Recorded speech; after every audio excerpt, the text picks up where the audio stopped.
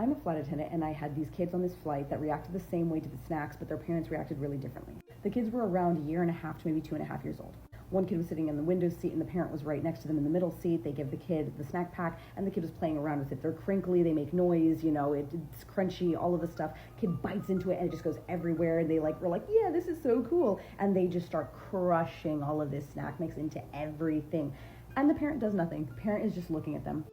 Second kid basically does the same thing as a couple rows back, and the parent, instead of just sitting there and watching them, immediately says, hey, we don't do that. And the kid starts being like, no, I don't know, just losing his shit, 'cause it's like a 2-year-old. But the mom just says, we don't make messes, and has the cup, the little plastic cup, and has the kid picking up the crumbs. And the reason that I was bringing this up on your comment is because, like you said, this is what kids do.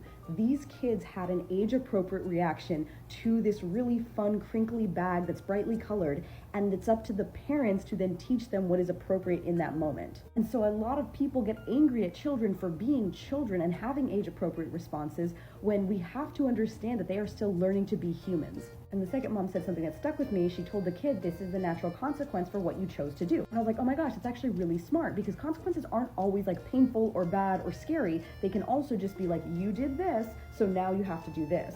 You chose to spill the snacks and throw them everywhere and crush them, now you have to pick them up. And for anyone wondering, the first person that I was talking about, it was a dad, not a mom, and he didn't do anything for the entire flight, just left the mess there. And before the flight ended, I went to him and I gave him a trash bag and some gloves, and I said, oh, I see you needed something to pick up all this stuff here, so I'll come back for that later.